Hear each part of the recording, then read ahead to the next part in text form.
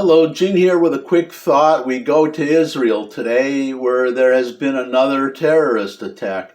These happen repeatedly, and somebody finally came up with a good idea because one of the things that they oppose the most, the Arabs, the Palestinians, is the building of so-called settlements. The reason I say so-called is because if you look at a map of ancient Israel, you can see that all of the area, actually, from the Mediterranean beyond the Jordan River was once part of a Jewish state. Israel is the third Jewish state in that area between the Mediterranean and Jordan. There's never been a non-Jewish state. It's just they were part of after the Jews were removed by the Romans ruled it, then they became the Byzantines later, and with the collapse of the Roman Empire, and then various Arab dynasties controlled the area, and finally, then the Turks, all the way up until the end of World War I, and then it was a partnership basically between France and England, and then finally, I won't bore you with all the details. You can look at the history, unless somebody asks me to.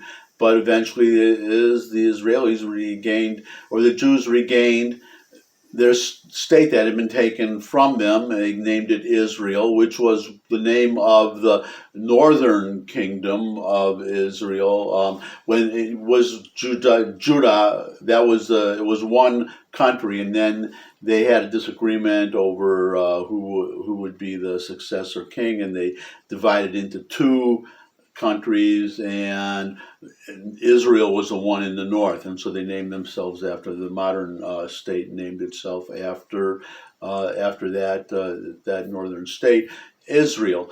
And I'm rambling here. The point is that somebody came up with a really great idea because the reason I brought that whole thing up about settlements is because they're villages, neighborhoods. Jews have, which is another thing. I'm going to digress again because you have all these Israel haters talking about, well, Israel's an apartheid state. It's not. The whole point is the hypocrisy. There's some hypocrisy there because they seem to be these people that accuse Israel of apartheid seem to want an apartheid Palestinian state because they apparently don't want any Jews to live in this Palestinian state. Now, it should be just a matter of sovereignty. If there ever were to be a Palestinian state, that Jews would have a right to live there too. They would have all the rights of a Palestinian to be able to become Palestinian citizens, to be able to run for office, for instance, to serve as judges, any other position, and so I don't see this problem with if they're going, well, the Palestinian maps and their offices, their government offices, they don't show in Israel at all. They show one land, one country between the Mediterranean and the Jordan River. So what happens to all the Jews that are living there now? Apparently they would all be killed or expelled, and our European and other friends who are so eager to create a Palestinian state don't have a problem with that.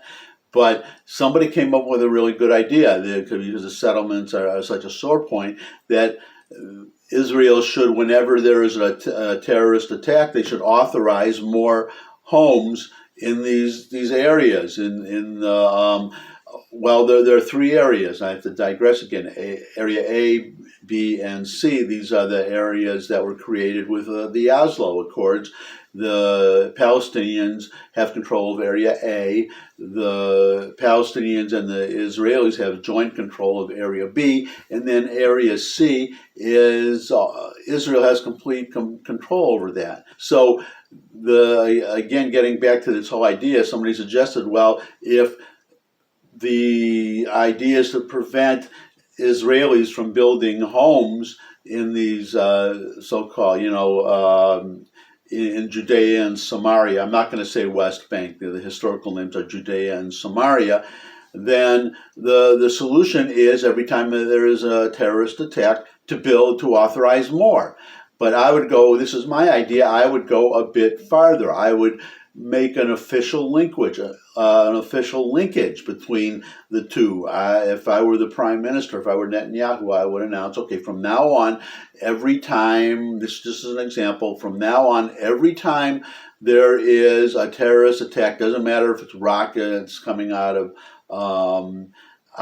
Gaza, doesn't matter if it's one kid with a knife, doesn't matter. Whenever there is one terrorist attack, Israel will authorize and build 1,000 new homes. So they would, a terrorist attack, Netanyahu says, okay, goes on TV, we just had a terrorist attack, I now authorize 1,000 new homes. And every time that happens, authorize 1,000 new homes. And you see how the Palestinians, well, they're already hurting themselves. That's another subject for another day. But if the idea is to reduce the number of settlements, then this is, or create an apartheid state that has no Jews in it, then they're having the opposite effect with these terrorist attacks. If Israel adopts this policy, that's what they should do. That's my suggestion, and that's my thought for today.